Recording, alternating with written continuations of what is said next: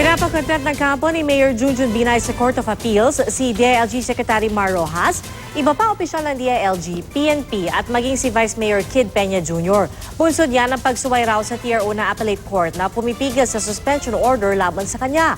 Ang DILG naman si Peña ang kinikilalang acting mayor. Saksi si Mariza Mali.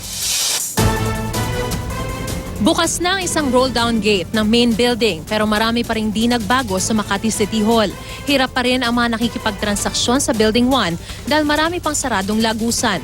Masikip din kaya apektado ang mga transaksyon sa Old City Hall at sa Building 2 dahil sa dami ng mga pulis.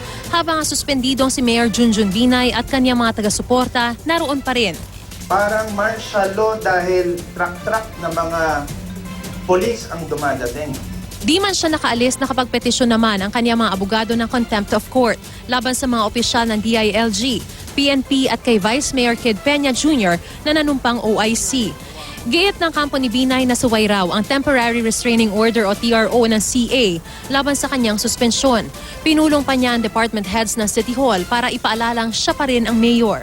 Sinabi po ni Secretary Mar Rojas na wala pong magiging mas mataas pa sa batas. Ba't ang pinalalabas ni Secretary Rojas, mas mataas pa siya kaysa sa Court of Appeals? Wala pang tugon si Interior Secretary Mar Rojas, maging ang ibang pinapakontempt. Pero giit ng kanyang undersecretary, huli na ang TRO na ang layon ay pigilin ang pagpapatupad nila ng suspensyon. Nang ilabas kasi ang TRO kahapon, naisilbi na ang suspensyon at nakapanumpa na si Vice Mayor Peña. As far as the DILG is concerned, the acts that we were ordered to do by the Ombudsman had already been performed. And there's only one mayor, which is acting Mayor Peña. Yun na rin daw ang status quo o umiiral na sitwasyon ayon sa DILG na layon daw mapanatili ng isang TRO. Taliwas yan sa interpretasyon ng mga Binay na ang status quo na layong panatilihin ng CA ay ang pagiging mayor ni Binay.